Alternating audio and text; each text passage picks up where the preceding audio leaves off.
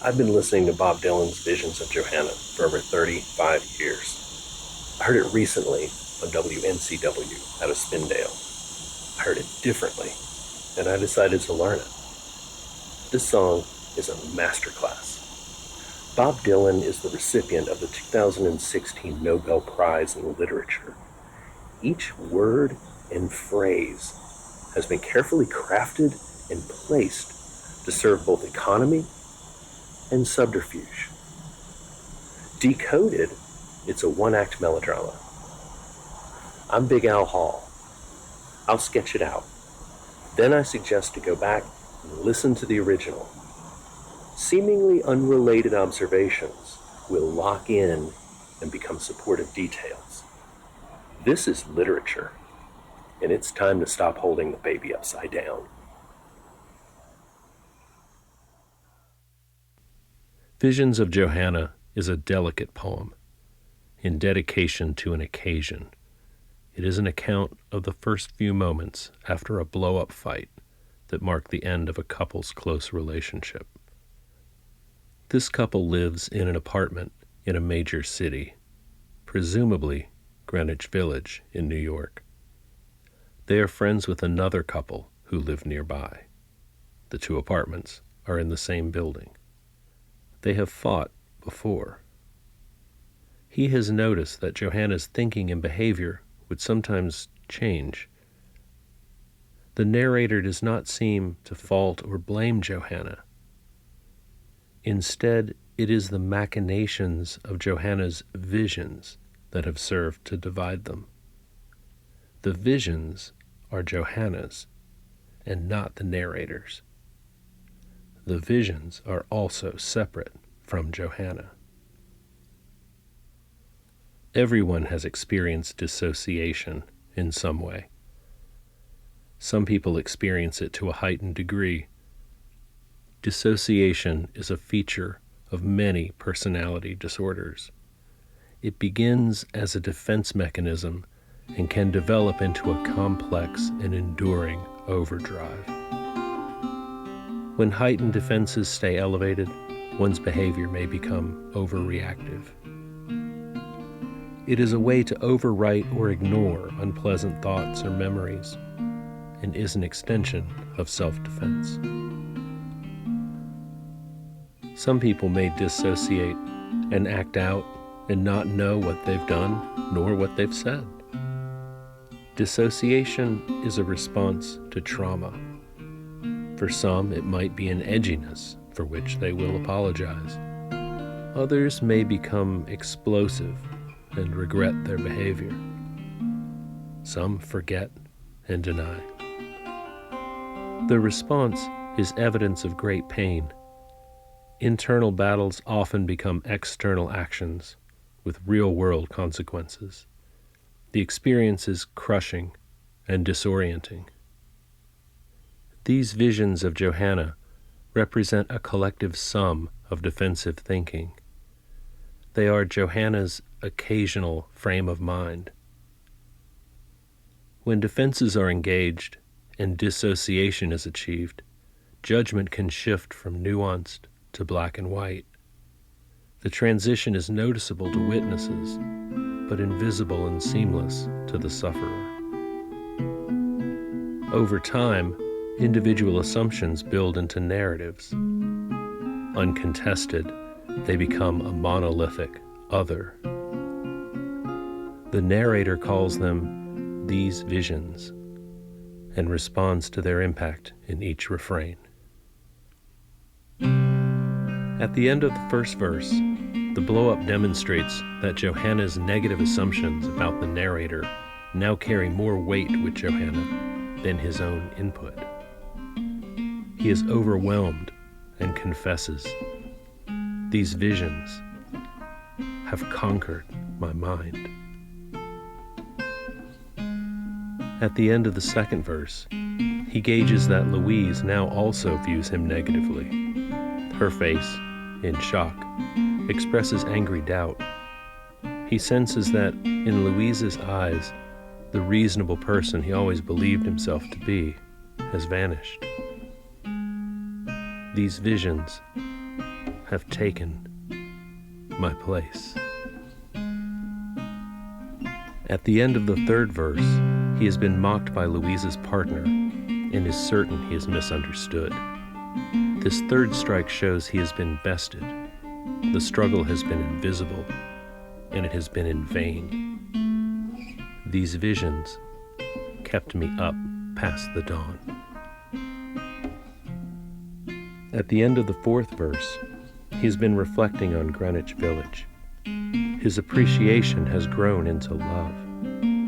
And although he breathes as it breathes, he will now be left out of the portrait. These visions make it all seem so cruel.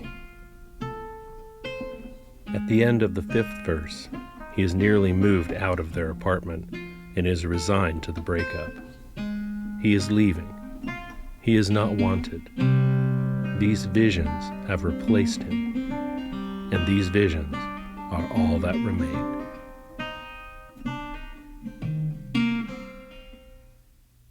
The body of the verses are a continuous chronological narrative. Shifts in time are marked by the word now. The text gives commands. See the primitive wallflower. Hear the one with the mustache. The listener is also compelled to join in the observation. We can hear the night watchman. We see the empty cage now. Each of these 4 lines alone is packed with paragraphs of inferred narrative. The opening line of the song is a question that provides many answers. We know it is night. We know it is quiet. Too quiet. The line says, the night is playing tricks. And the singer, trying to be quiet, shouts the word quiet. Something the opposite of quiet has just happened. Inside the room are the narrator, Louise, and her partner.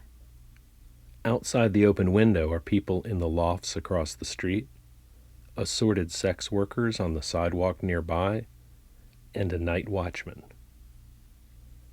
Johanna has just left after telling the narrator, "You can kiss my ass goodbye." We are observing the moments after her exit. The scene is in stunned silence. They are each realizing that Johanna has left. They are absorbing the implications. Louise is crying into one hand. Across the street, lights come on in response to the disturbance.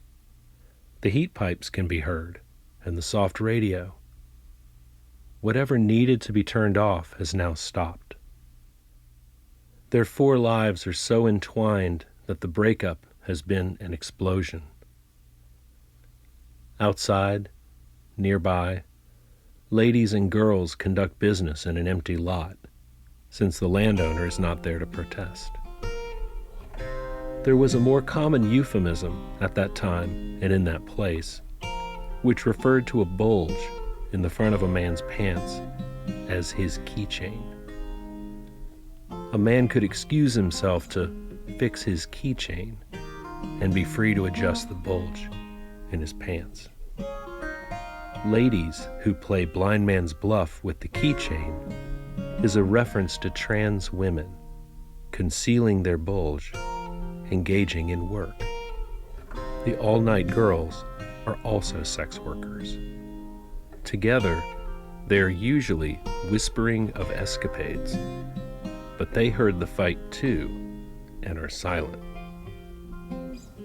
It is so quiet, we can hear the click of a flashlight downstairs and outside. The night watchman investigating the outburst doesn't see anything wrong. He says, "I must be crazy," upon finding nothing amiss, and follows up with, "or they are," upon finding the group on the sidewalk to be so quiet. Back inside, the narrator expresses sympathy for Louise. Louise points out that Johanna has left. Louise is still in shock. As the narrator exits, Louise's partner says, "Well, he can kiss her ass goodbye." Walking down the hall, the narrator thinks to himself, "That lost boy likes to live dangerously." Inside their apartment, the museums, the narrator contemplates the future. Eventually, he hears himself say, "This is what salvation must be like." He muses that Johanna probably always had it in her mind to leave. He examines the photographs, prints, and sketches on one wall in a primitive wallflower frieze, following the motif of the museums. He hears whispers or echoes of that nightlife. The ladies and girls on the wall resemble the ladies and girls on the sidewalk. Seen through the frame of the window, they are a living, primitive wallflower frieze. He observes and remembers. They sneeze to call or distract attention. The one with the mustache, receiving a proposition, replied, "Geez, I can't find my knees." A next line could be, "Maybe you can help me find them." Around here, things are not as they may seem. Time passes. The narrator refers to himself as the peddler because his stuff is being packed into a truck, so he is describing himself as a traveling peddler carrying his belongings. He is returning borrowed items to Louise and balancing accounts. He says they were all too close. The entwined codependencies had become parasitic. He sees her partner that way.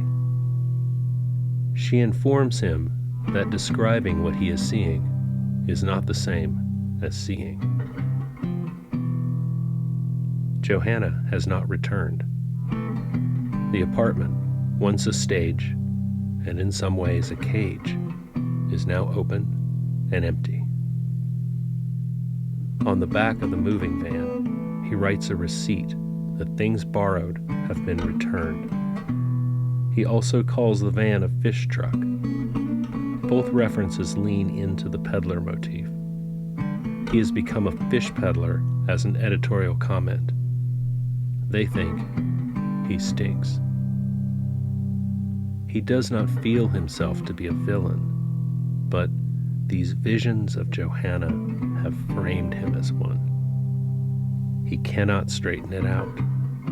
He has been tricked, and he doesn't quite get it. Music opens doors for him.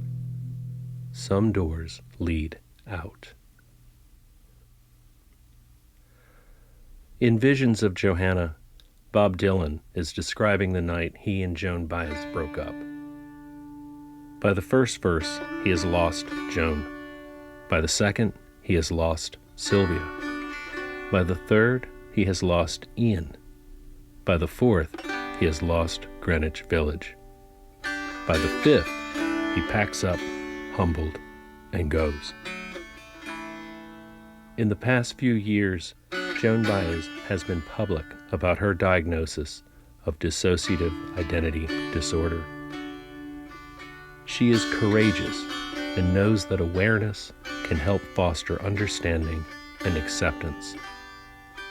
For those who struggle with it, dissociation is not a choice and is extremely difficult to explain.